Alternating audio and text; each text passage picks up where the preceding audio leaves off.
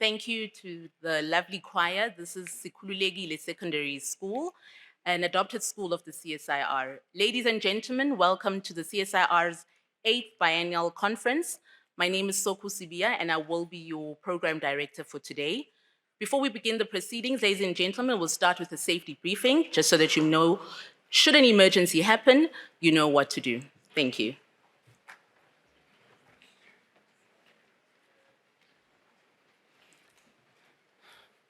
Good morning. Welcome to the CSIR International Convention Centre. My name is Morgan Mahlangu.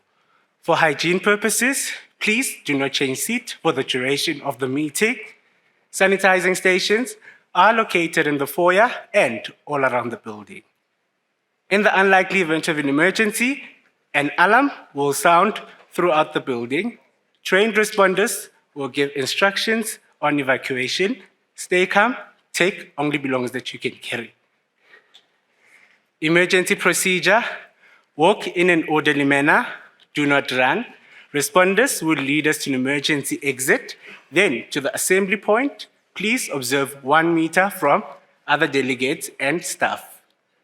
General information, restrooms are available throughout the building. Please look out for signages.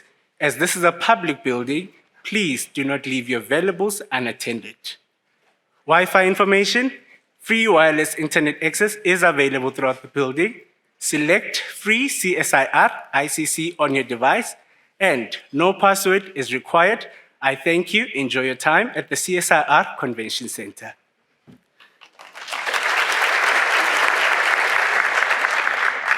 Thank you, Morgan. Before we start, a few housekeeping rules, ladies and gentlemen. May I please ask you to have your cell phones off and to stand for the national anthem.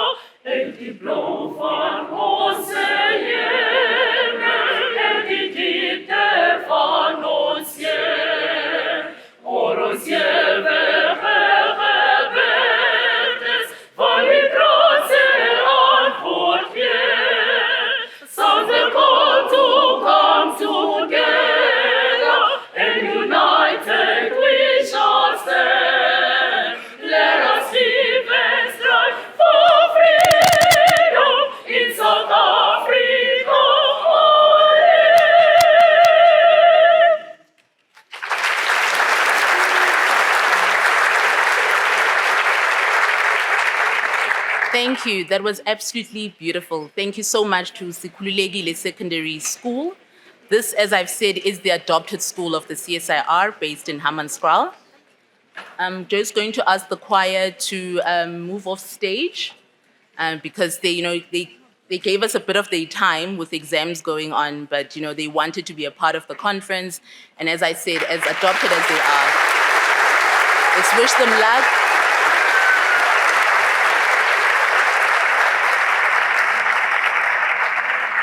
Thank you and good luck in your journey with your exams. Hope to see you next year in other grades.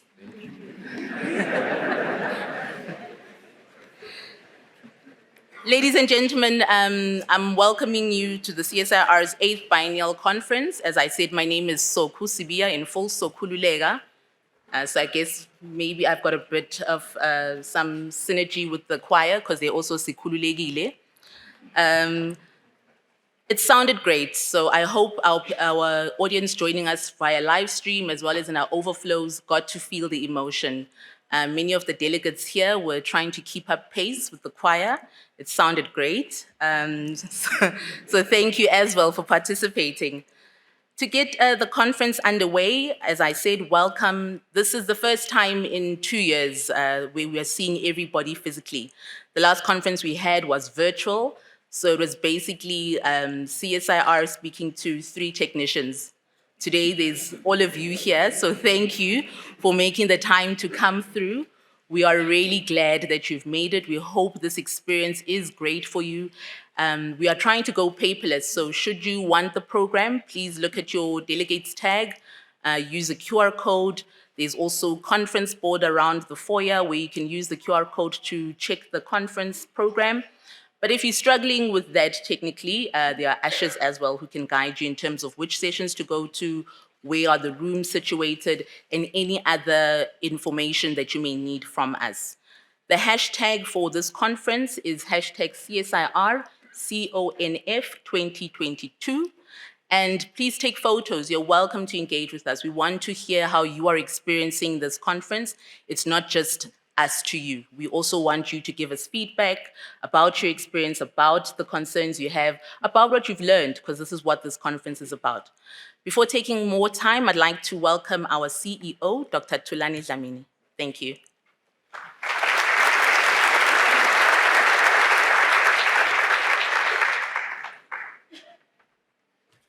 Thank you very much, Soku. The Minister of Higher Education, Science and Innovation, Dr. Blade Nzimande, who is joining us virtually today. The Chairperson of the CSR Board, Professor Thokozani Majozi, members of the CSR Board present here with us today, distinguished guests from business, academia, science councils, and industry, members of the CSR leadership, colleagues, ladies and gentlemen, a very good morning to all of you and a very warm welcome to the 8th CSR Biennial Conference. I would like to extend a special word of welcome to the learners and the teachers from Sikhululegile High School who gave us a very beautiful rendition of the national anthem. As Soku indicated earlier, the CSIR has partnered with Sikhululegile High School in the area of STEM education. It's one of the schools that we've partnered with amongst many others. So we're very pleased that you were able to join us today and to be part of our conference. It really is a pleasure for us to meet in person this year, given the fact that in 2020, because of the COVID-19 pandemic, we were not able to meet in person. So we held our conference virtually. So we're very delighted that this year we could see so many of you here today, being physically present at our facility. I would like to, at the outset, thank the Ministry of Higher Education, Science and Innovation for their unwavering support towards this conference.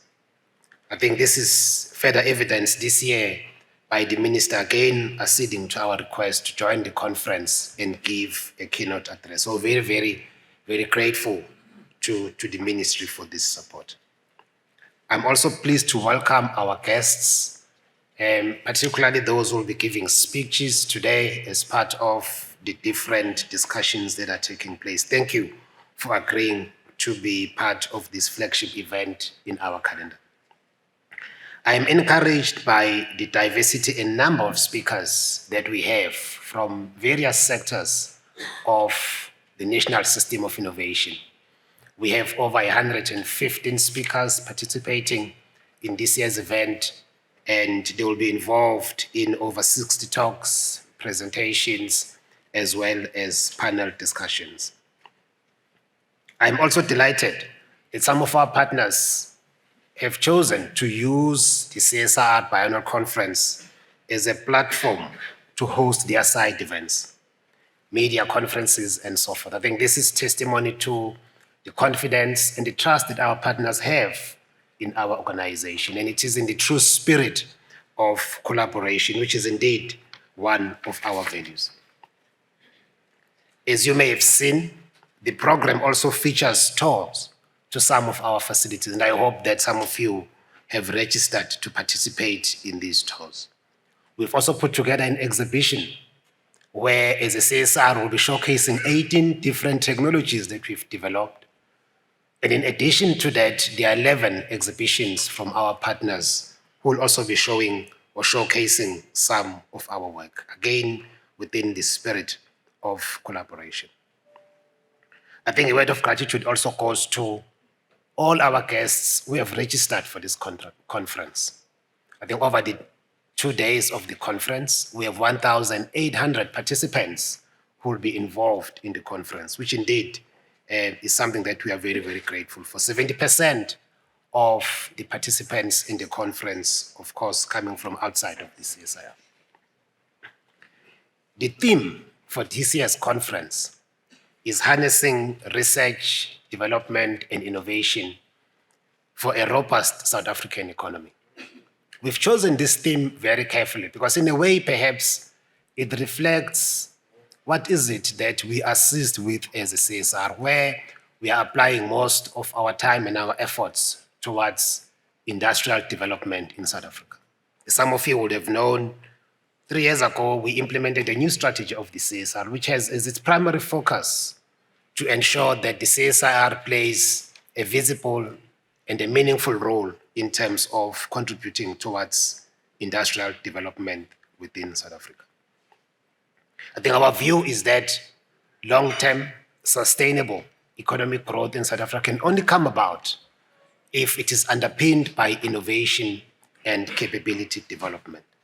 I think this model of economic development underpinned by innovation and capability development has been proven time and again in other parts of the world. And our view is that South Africa is no exception.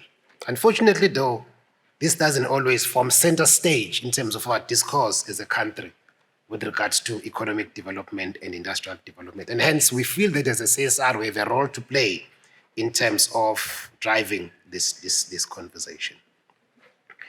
The decadal plan of the Department of Science and Innovation, which will be released shortly, I think makes a significant attempt in terms of ensuring that economic development, industrial development is indeed underpinned by innovation. And our view is that if this plan is implemented as intended, I think South Africa will go a long way in terms of ensuring that we have long-term sustainable economic development in our country.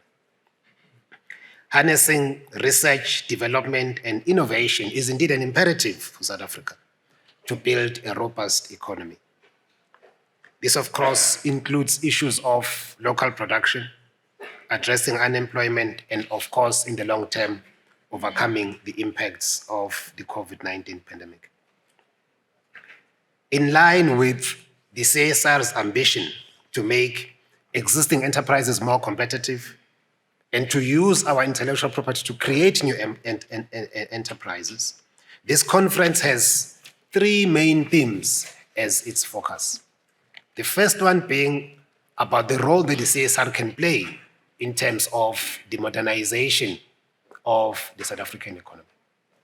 Particularly focusing on 3 sectors for this conference, those being mining, agriculture, as well as manufacturing, because we believe that these sectors are indeed significant contributors in terms of the South African economy, but also have the most potential in terms of creating the pool with regards to job creation, which is something that we need quite dearly as a country. The second one is around leveraging our intellectual property portfolio as a CSIR to create new enterprises. And lastly, it's about innovation that will contribute towards stimulating new sources of growth for the South African economy. In addition to the industry-oriented themes that I mentioned earlier, we are also showcasing several projects in support of a capable state in our exhibitions. So these will cover issues such as the circular economy, the applications of ICT in health and education, open data for economic growth, precision medicine, infrastructure development, as well as advances in public transport driven by innovation. The business of the CSR is about innovation for impact. And we are very much aware of the need to continuously invest in capability development to ensure that we remain relevant now and in the future. In this regard, as an organization, we've made significant investments together with our partners in the National System of Innovation, particularly the Department of Science and Innovation, as we see ourselves as a critical component in terms of the implementation of the decadal plan. I think some of the investments that we've made in terms of capability development cover areas such as the establishment of a biocatalysis hub in South Africa, in the CSIR, future pharma, emerging digital technologies of the fourth industrial revolution, information security, precision medicine, and precision agriculture, to name just a few. It is therefore our hope that this conference will serve as a platform to stimulate discussion and identify ideas and areas for collaboration between ourselves and our partners, and in so doing, of course, together address some of the pressing needs that face our country. I would like to take this opportunity once more to thank you for taking time to be with us today, and hope that you'll enjoy the time that you'll spend in the CSIR over the next 2 days. Welcome and enjoy your stay with us. Thank you.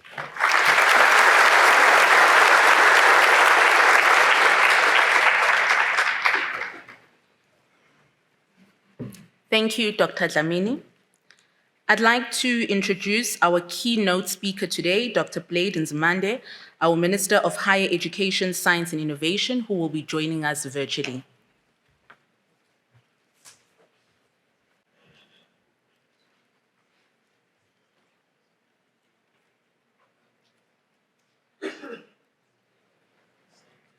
The Director General of the Department of Science and Innovation, Dr. Philip Mjwara,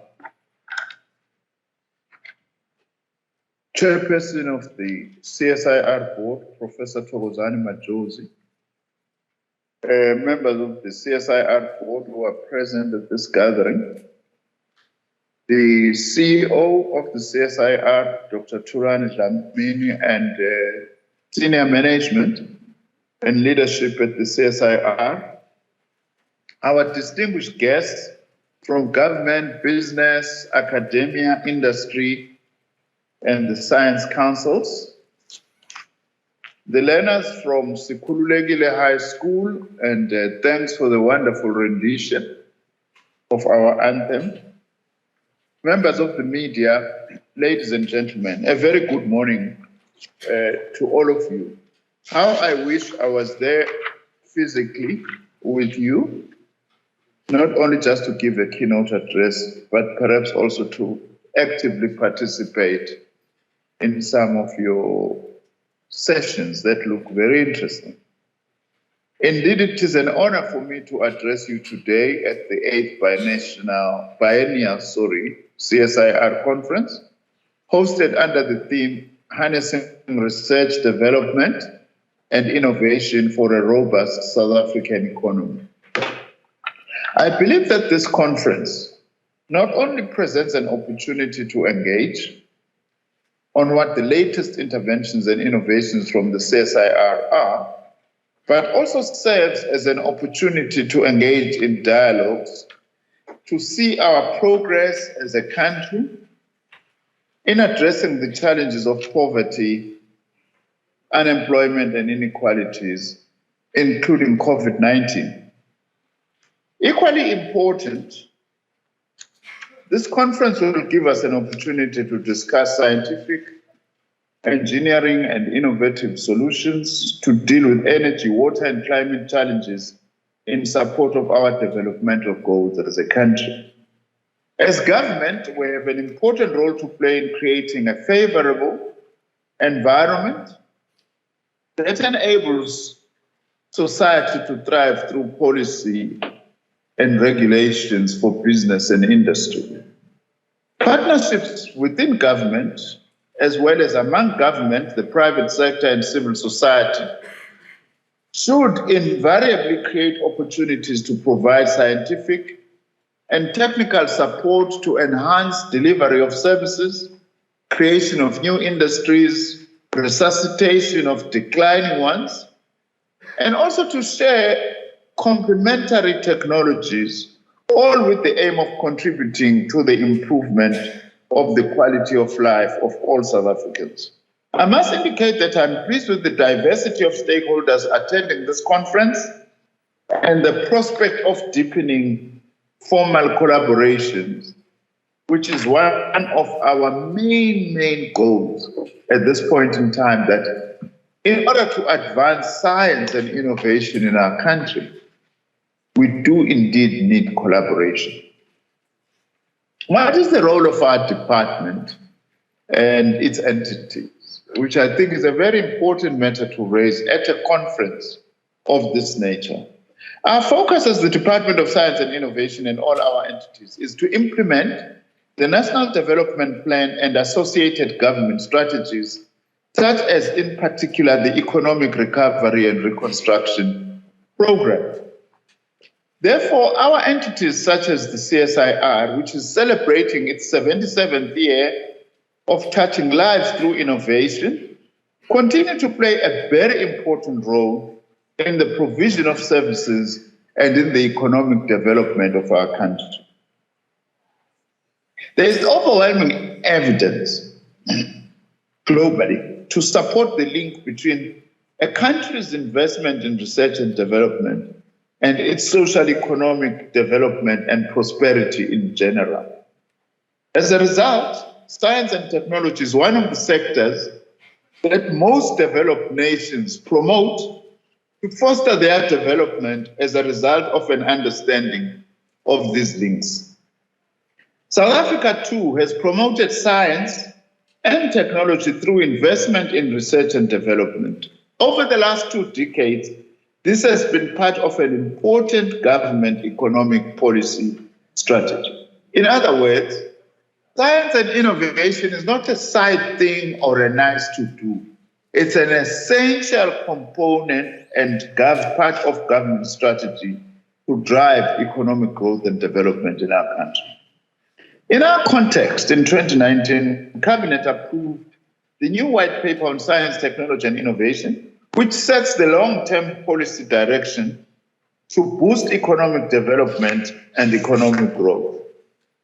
This white paper, ladies and gentlemen, is now our principal policy guiding the national system of innovation and commits South Africa to further the role of science, technology, and innovation, STI as we call it in short, in economic and social development, emphasizing the core themes of inclusivity, transformation, and partnerships.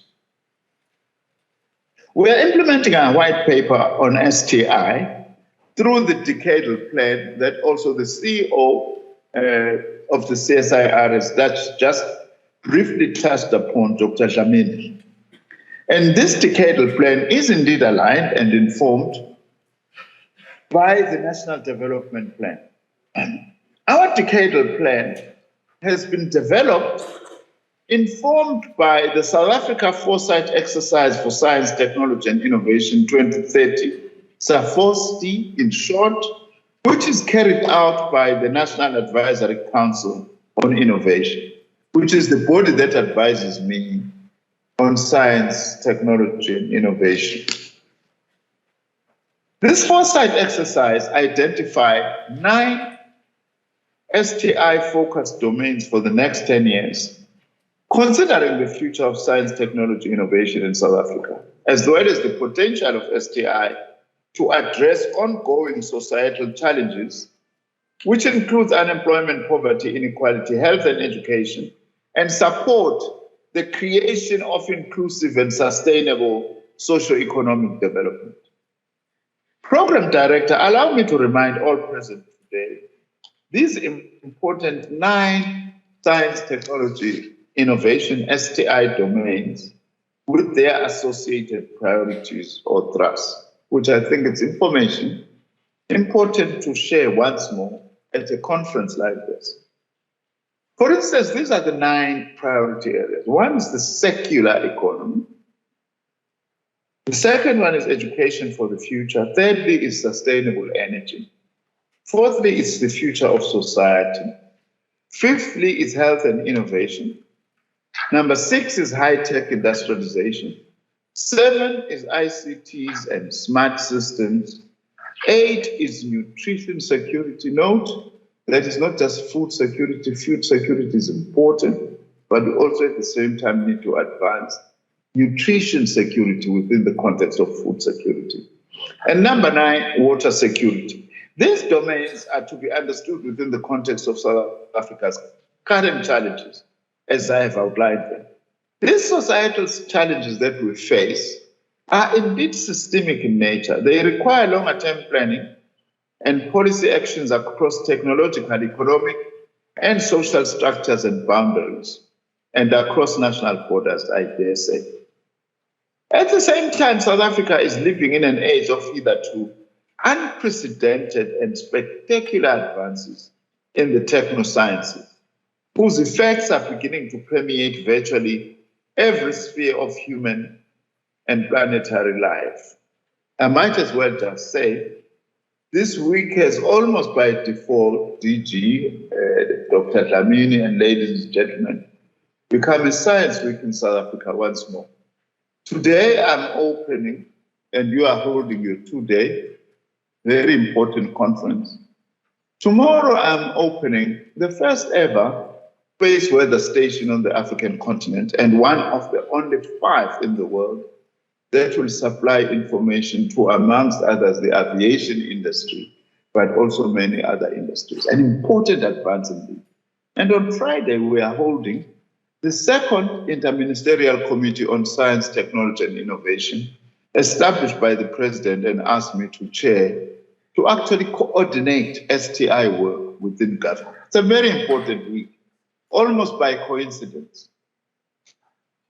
These domains that I've also outlined must also be seen as key areas in which we must realize further advances in STI. This includes major advances that we've made already in information and communications technology, biotechnology, nanotechnology, the Internet of Things, robotics, artificial intelligence, machine learning, blockchain technology, and additive manufacturing, among many others. In terms of the foresight report that I've just spoken about, all of these are elements of a new production revolution or fourth industrial revolution that transforms production processes and products, markets, services, and trading systems, entire industries, and entire economies. As you may know, various countries have diverse views on the challenges and opportunities presented by what is known as the fourth industrial revolution, depending on their current situation, level of development, objectives, and STI interests. Some developed countries such as Germany, Italy, Japan, and the United States have articulated and determined how they will seek to exploit the fourth industrial revolution to meet their own needs. South Africa, like other developing countries, we continue to determine ways to use the opportunities offered by the fourth industrial revolution, while at the same time preparing to deal with unintended and negative consequences, such as the phasing out of certain jobs and our education curriculum, which is no longer needed in our economy. I dare say, though, we are not just struggling to adapt to the fourth industrial revolution. We must also contribute to that fourth industrial revolution unashamedly as South Africa. We've got some of the cutting edge science in our country, and we should not be scared also make a contribution. We must not just be consumers of 4IR technologies, but we must also be producers of new 4IR technologies. That is why this conference of the CSIR, to me, is one and must be one such platform. And you must boldly use it as such, unapologetically. Equally important is our preparedness to reskill and upskill our current and future labor force to grow our economy. For our post-school education and training system, I recently received the report of the Ministerial Task Team on the implications of the Fourth Industrial Revolution to our post-school education and training system. I hope you yourselves, you familiarize yourself with it. Amongst the foremost recommendations of the report is that our post-school education and training system must place greater emphasis on developing curricular programs and courses that are informed by the demands of the labor market. Being demand-led in this way requires customized initiatives that respond directly to the needs of groups of similarly focused employers and result in the employment or self-employment to the young person. That is why I would also like to challenge you at this conference that as you discuss whatever matter, think at the same time about what are the skills implications, including higher education, including vocational education, including community education. What are the skills implications of whatever you are discussing? Because it's of no use to focus on innovation without at the same time focusing on skills for innovation. Broadly, our government launched several initiatives aimed at capacity building, as well as research and development in 4IR and related fields. This is clearly captured in the National Digital and Future Skills Strategy, published on the 23rd of September 2020, which presents a vision South Africa in which all its people can benefit from enhanced digital skills, for instance. Societal challenges are systemic in nature and they require long-term planning and a broad holistic approach. This is the reason that our Department of Science and Innovation have developed the decadal plan in implementing our white paper. Our decadal plan, emphasizing the important role of the what we call the quadruple helix, involving collaboration between government, business, academia, and civil society to ensure that we implement our national development plan. The decadal plan identifies several STI priorities and system enablers that are aimed at improving the national system of innovations performance. These system enablers include a whole of society innovation compact, secondly, an innovation skills compact, as I've pointed out, thirdly, a budget coordinating mechanism, and fourthly, a revised strategic management model. Of the four system enablers identified above, I would like to expand a little on the innovation compact, which is more important, I think, for our conference today. At a high level, the compact seeks to facilitate collaboration among government departments and other actors for the following reasons. Firstly, to ensure policy coherence and certainty related to innovation, the absence of which negatively affects business and foreign investment in South Africa. Secondly, to avoid the duplication of initiatives and in particular innovation incentives, which is a waste of resources and negatively influencing the contribution of innovation to addressing South Africa's priorities. The third reason why we are fostering this collaboration is in order to ensure that the relevant actors are committed to working together to enhance innovation performance and therefore pool their resources, which includes funding, knowledge, and systems. Now, let me just turn to the issue of national coordination of our national system of innovation. Let me also indicate that to further enhance coherence of the national system of innovation, the NSI, as we call it, at a system level, we have established a standing ministerial level STI structure, which, as I've indicated, I am chairing as the Minister of Higher Education, Science and Innovation. This interministerial committee on science, technology and innovation will comprise the relevant STI-intensive departments, like, for example, the Department of Environment, the Department of Agriculture, as well as the chairpersons of government clusters, the National Treasury, and the Department of Planning, Monitoring and Evaluation. The Ministerial Committee will focus on setting a high-level public agenda for the national system of innovation, approving decadal plans on innovation for South Africa, committing public resources to research and innovation, and reviewing reports on the performance of our national system of innovation over 3-year cycles.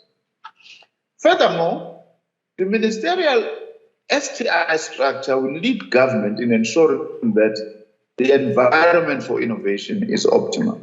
Under the guidance of this interministerial committee, a whole of society innovation approach is promoted to ensure that the various policies that affect innovation are aligned, establishing, in effect, the South African Innovation Compact. A matter that I would also like that you yourselves, in your different inputs, reflect upon this importance of a South African Innovation Compact. As a department, we'll be working with the Presidency and National Treasury to facilitate the integration of the science, technology, innovation agenda and plans into government planning under the auspices of the Interministerial Committee on the STI. This will also include, importantly, the coordination of STI budgets across government. To ensure that STI enjoys the required support and stature across government and society, an annual Science, Technology, Innovation Plenary will be convened by the President. This STI plenary will include business, government, academia, civil society, and other interested parties. This plenary will serve as a collaborative platform. The Interministerial Committee will present its high-level STI plans and broad investment strategy for South Africa, as well as report on progress with priority national STI initiatives for discussion with the NSI partners brought together by the plenary led by the President.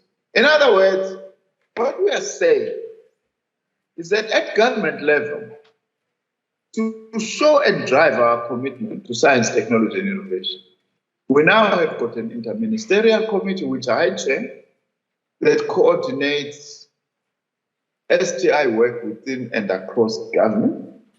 And then we will then also occasionally have an annual presidential 2-yearly plenary, convened by the President, bringing together all the stakeholders. Importantly, business, labor, and civil society stakeholders themselves will also present their issues to the plenary, including academia, by the way.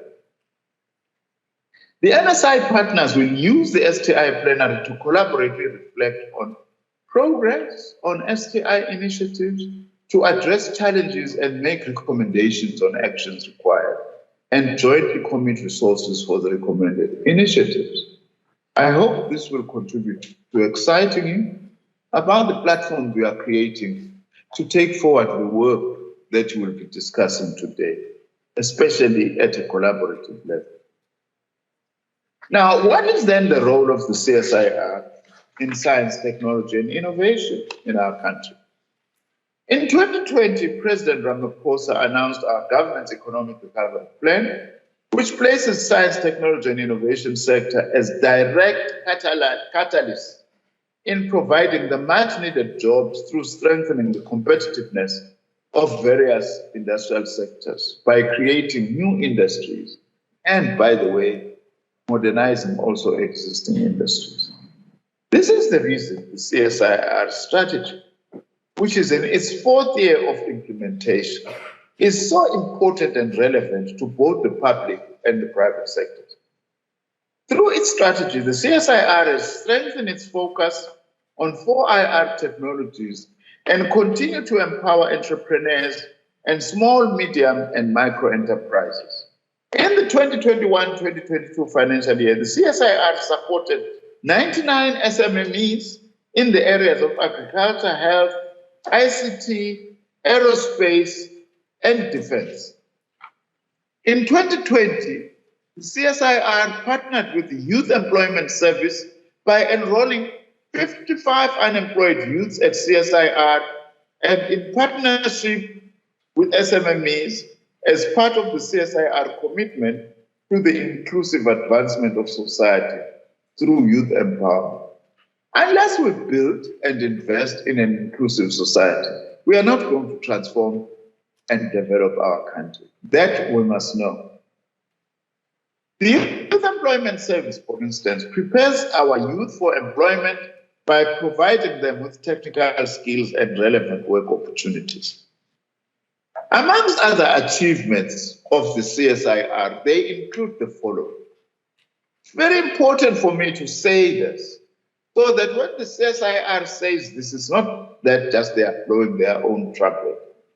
Myself as Minister of DSI, I'm fully aware and appreciative of these achievements by the CSIR.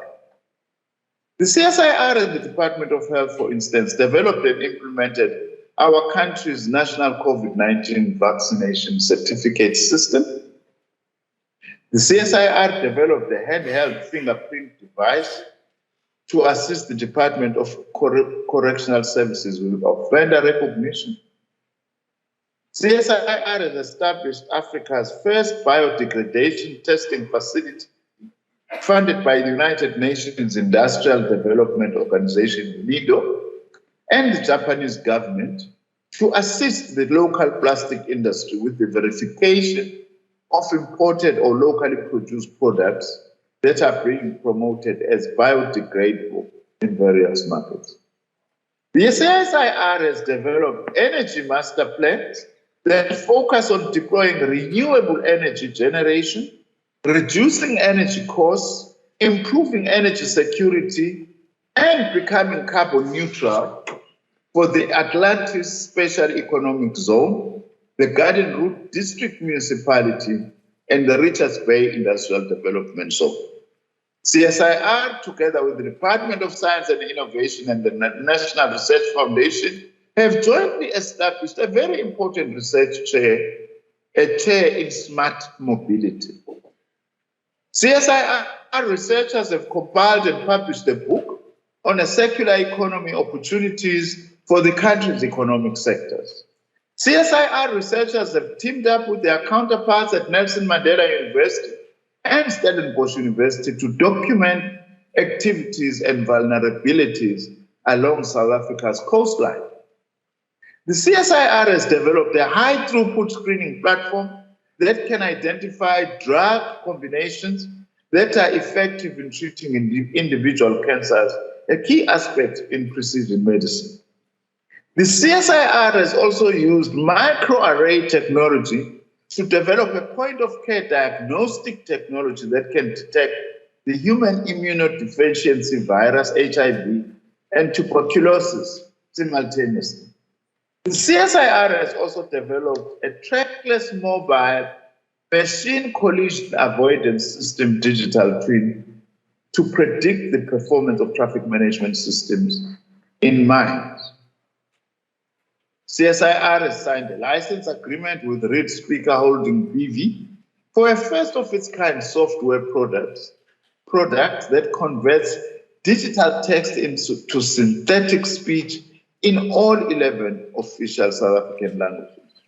January 2022, Nature Communications, the journal, published CSIR-led research findings that showed through new high-resolution observations using ocean robotics that the impact of storms on ocean mixing is critical to understanding the present and future of the Southern Ocean carbon dioxide sink.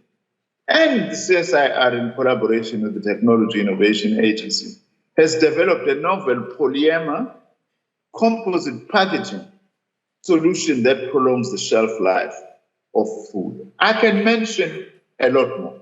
For example, the CSIR has played a crucial ongoing role in governments leading the management of COVID-19.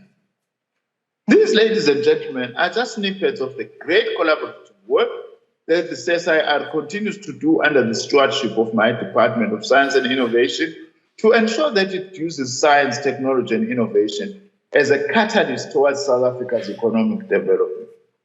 In fact, I know many of you have played a role in all these developments. We congratulate you and we encourage you to continue collaborating and working under the auspices and with our CSIR. Having said that, we should all agree that there will be no industrial or economic development in our country without science and innovation. Let me also move towards the end, just touch on a few more things that are very important. The National Hydrogen and Fuel Cell Technology Research, Development and Innovation Strategy. Program Director, ladies and gentlemen, my address to you today will be incomplete if I do not reflect on South Africa's journey towards the inclusion of the hydrogen and fuel cell technologies research and development into our innovation strategy. It is now 15 years since the South African government approved the National Hydrogen and Fuel Cell Technologies Research, Development and Innovation Strategy, opening the way to knowledge production and the development of high-value commercial activities in hydrogen and fuel cell technologies. The year 2022 marks several key milestones in our journey as South Africa towards a hydrogen economy. In February this year, I launched the Hydrogen Society Roadmap for South Africa, which seeks to guide our country transitioning to a carbon-neutral economy. This is in line with our stated goals to support innovation and economic development in South African energy markets. We initiated a feasibility study on the Hydrogen Valley and identified 9 catalytic projects across the mobility, industrial and building sectors in the first phase of the hydrogen economy program. Through the implementation of the South African Hydrogen Valley Corridor, which covers the Johannesburg hub, the Mogalakwena, Limpopo, and the Durban-Richards Bay areas, we have the potential, ladies and gentlemen, to create 14,000 to 30,000 direct and indirect jobs per year by 2030. And by 2050, potentially contributing between 3.9 and 8.8 billion US dollars to South Africa's GDP. Through this corridor, we are demonstrating our commitment to deploy hydrogen-related technologies in the chemical, mining, and transport sectors. In terms of platinum contribution, the study has projected a contribution of up to 70 million US dollars to the platinum industry in South Africa by 2030. Our hydrogen journey includes the launch of our world's largest fuel cell powered mining truck at the company Anglo American Platinum's Mogalakwena mine in the Limpopo province. With a fleet of 400 similar trucks across its operations, Anglo American's new Gen Zero emissions haulage solution is part of Anglo American Platinum's pathway to carbon neutral operations by 2040. In line with our commitment to supporting existing industries to meet South Africa's climate mitigation targets, we will further develop technologies to reduce emissions from coal-fired boilers in the cement, energy, steel, and paper and power industries through the Coal CO2X project. Our government approved the Just Transition Framework in order to articulate South Africa's path towards a low-carbon economy while ensuring decent jobs.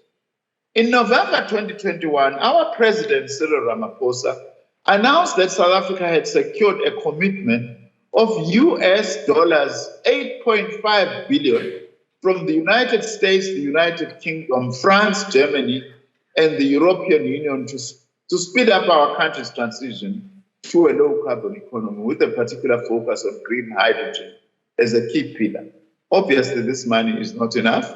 It's a start, but we need much more if we are to be assisted in transitioning to a green economy.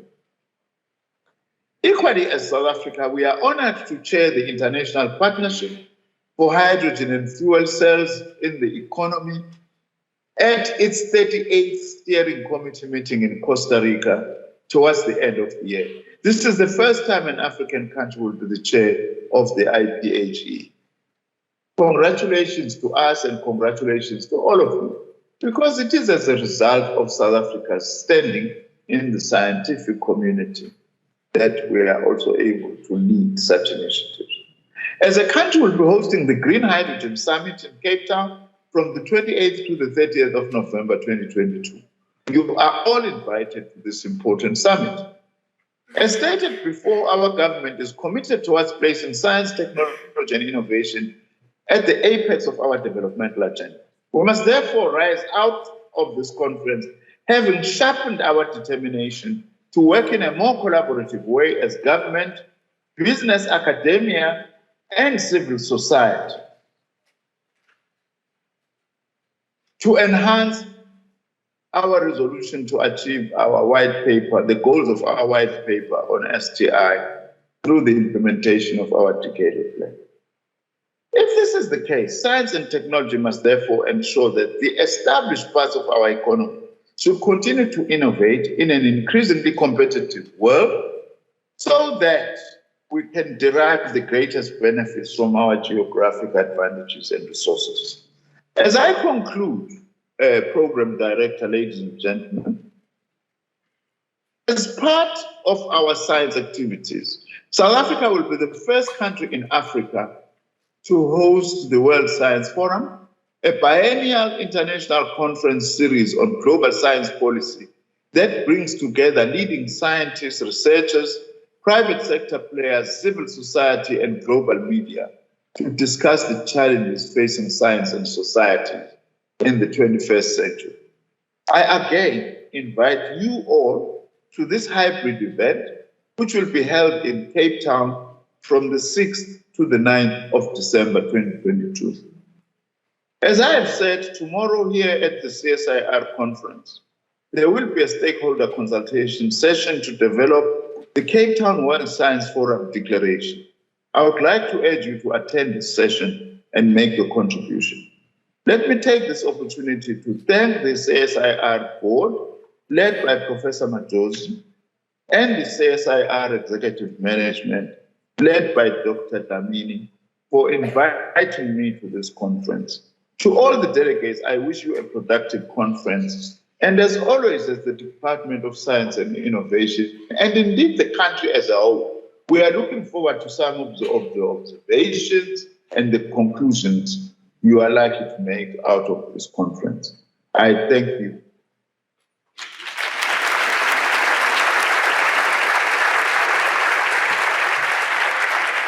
Thank you, Minister Nzimande, for those lovely words and the challenge to us all that we should not be thinking big picture, but the whole picture, all the sum, all the parts of the sum. And this is what this conference is about. It's about engagement from us as the CSIR, our partners in the research and development that we do, but it's also about you, the audience, who's here to partake, to ask us the questions, to even give ideas, if you have any, in terms of how we are thinking and how we can move the country forward in solving the problems that we have today, as well as future problems that might crop up. With that said, I'd like to call on our chairperson of the board, Professor Thokozani Majosi, to give us his closing remarks. Thank you.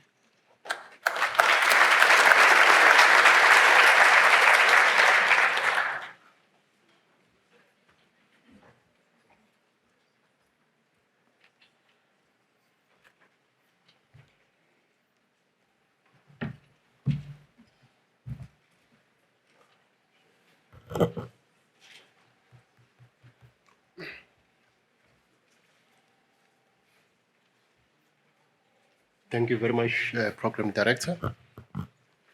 Minister of Higher Education, Science and Innovation, Dr. Blade Nzimande, and other representatives from the department that are here this morning,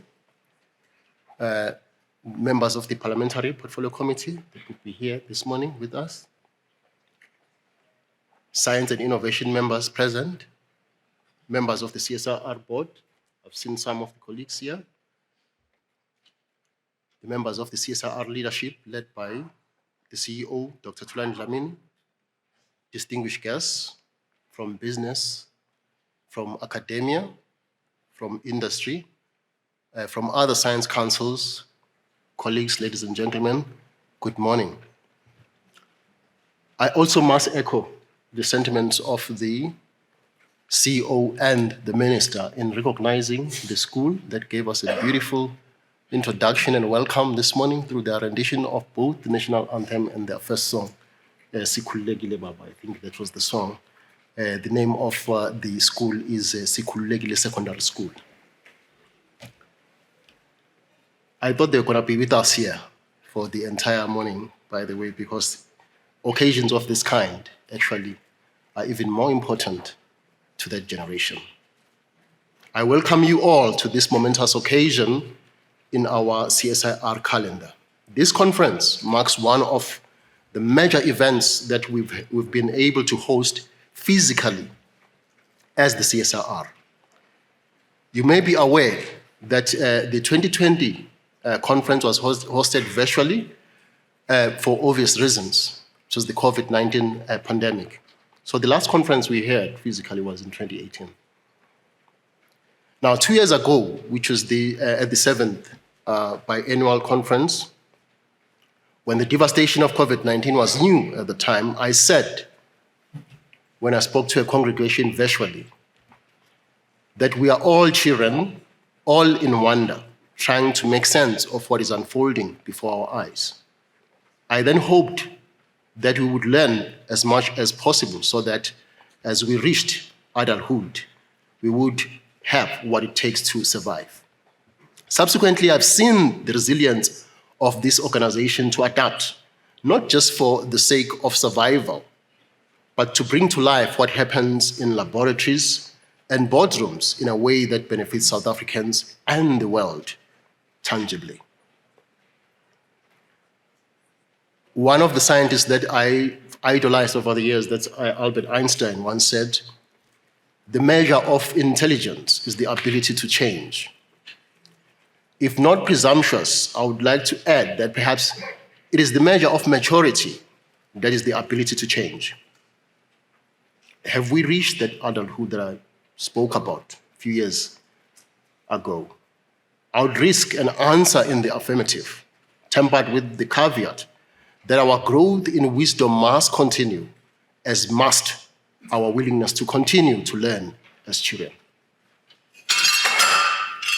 The CSIR's research programs address national priorities as articulated by the President of South Africa and are aligned with various national strategies and frameworks such as the National Development Plan, the Medium-Term Strategic Framework, and the national policies, particularly those of the Department of Science and Innovation.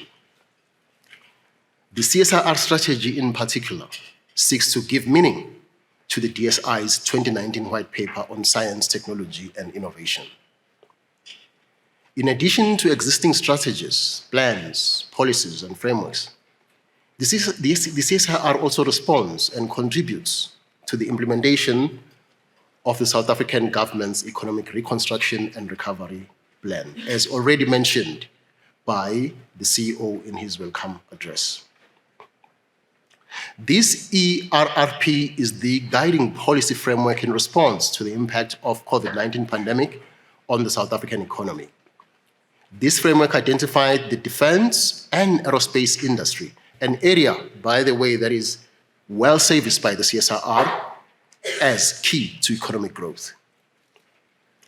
Other key initiatives in which the CSIR played and will continue to play a meaningful role are the reimagining industrialization strategy for South Africa by the Department of Trade Industry and Competition, the DTIC.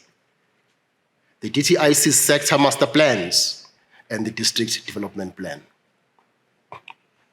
All these initiatives have as their main tenet the creation of new and strengthening of existing industries in pursuit of exponential employment growth.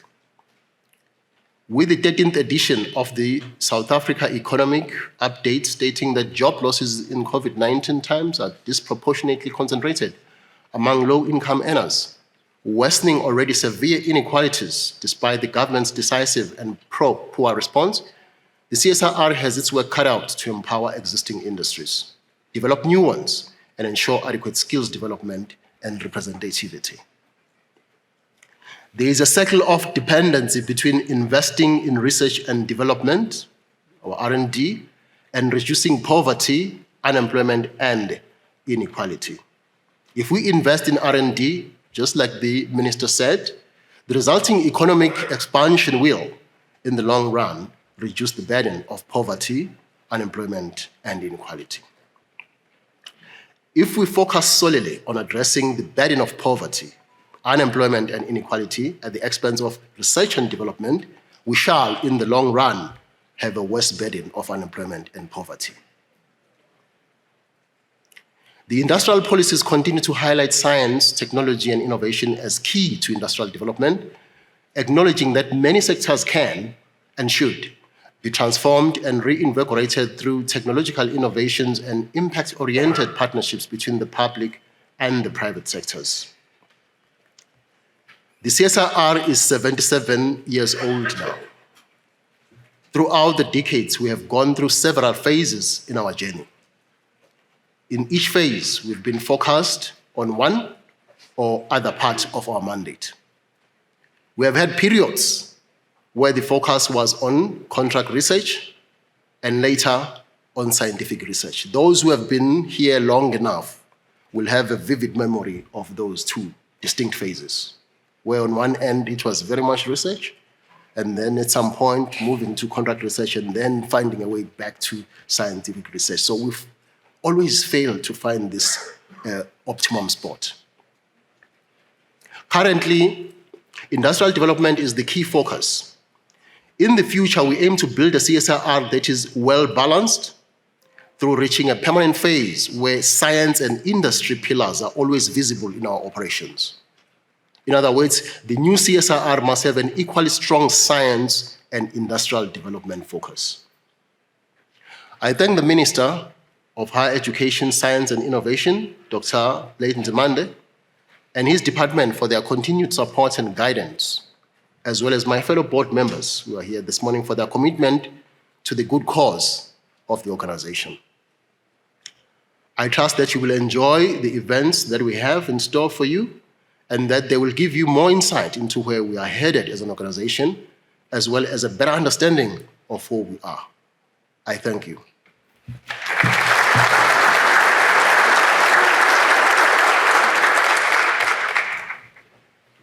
Thank you, Prof. Majosi.